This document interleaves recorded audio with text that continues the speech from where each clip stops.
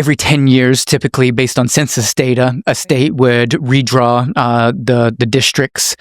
And from pressure from the president, Greg Abbott has now brought that to the forefront and is trying to do it halfway through the decade. Right. And very openly and blatantly based on the idea that, hey, we could change this map, pick up 5 seats, and Republicans could keep control of the House for the primary, right? Right. Like very openly just saying that, right?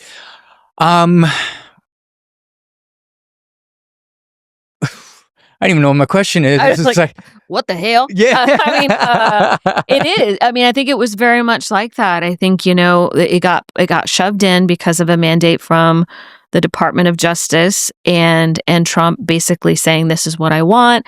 And Abbott and his friends coming together and saying, well, let's give him what he wants. There was no thought put into it. If you listen to testimony, you heard the person who proposed the bill, Representative Hunter, say, I'm not really sure how they came up with the maps. It was a lawyer and some experts, couldn't name the people who drew the map. So there was no thought put into this whatsoever. It is very blatantly racist. If you look at the districts that they carved up, it is predominantly Black and brown communities.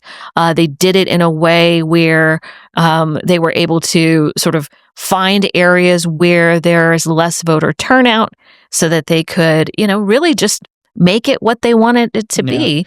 I almost feel like in this circumstance, yes, they are disenfranchising communities of color. But I feel like that's just almost an afterthought. And they're just, if it would have been rural communities that they had to disenfranchise to cut this up in order to get the extra 5 seats, then that's what they would have done. They would have done it. And, it's not, it's not coincidence. We don't believe in coincidences here, that it's districts represented by very high profile vocal leaders of communities of color. Jasmine Crockett, Al Green, the 18th district has historically been represented, Barbara Jordan, Sheila Jackson Lee, Sylvester, Mickey Leland. These are names, if you grew up in Texas in the 18th district, they're heroes. They're people who those communities finally felt like they had a voice and they were able to vote for someone to represent their interests and their voice. The way these districts are, it's almost like they just closed their eyes and just started drawing lines on the map, because now the 18th district extends into Brazoria County and Fort Bend. It's that's white people. That's not even the 18th district, right? That's not. So I think it was just, it has been so blatantly a racist gerrymandering approach that I don't want to go so far, and I kind of will say that they're doing us a favor in a lot of ways in the progressive movement by it's just they put it all out there. Yeah, there's no narrative behind it anymore. It's no shame in our game. Hey, we need 5 more seats. We're going to get 5 more seats. It's racist. It's racist. We admit that, and we're just going to take what we want because we can. And some of the biggest protections against gerrymandering, I think, were based in racial issues, right?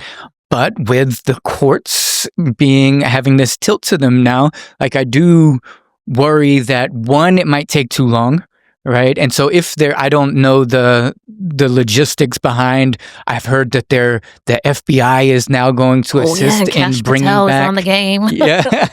Bringing back the Democrats to Texas, or how long they hold out, or if this does go through. But if it does, then it's not unheard of that we've had extreme gerrymandering before, but in the past, there's been protections in place to say that if the gerrymandering was done to disenfranchise people on the basis of race and religion and these sorts of things, then the courts have stepped in to be able to force states to redraw them. One, I worry about time and that kind of lengthy court battle. And then 2, courts just saying, yeah, that was a precedent, but we don't do that anymore. We're looking at all our branches of government to try to be a check and balance system, because that's the way we were created, right? We learned about the executive, all the branches of government trying to be check and balances, but when they're all run by corrupt right-leaning people, you start to worry. And so I think that then puts the onus on us in the progressive movement to think of different strategies. So we have to play out the tape, right? We have to roll it out. Okay, so they get the 5 districts. Then what do we do?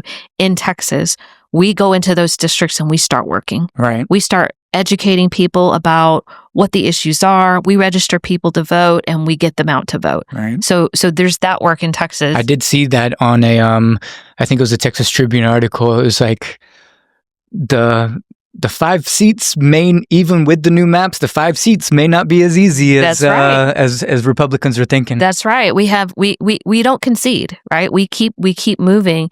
And then we look at our peers in this space. You see the Democrats out there breaking quorum. They're in New York, they're in Chicago, they're in Boston, and they're getting a lot of attention. They are right now the symbols of democracy. Hell yeah. Like if that's going to, sort of fuel the movement, great. If California needs to redistrict to get us 10 seats, do it. If New York needs it, like if we're playing that kind of game, we have to reimagine and re-strategize and play their game. Yeah. And so I think that's where, as I think people in our movement are like, we're gonna be fair and it's like we're playing a rigged game. So if we're gonna have to work in those circumstances, then we need to be ruthless. Yep. We need to be like Gene Wu said, come and take it.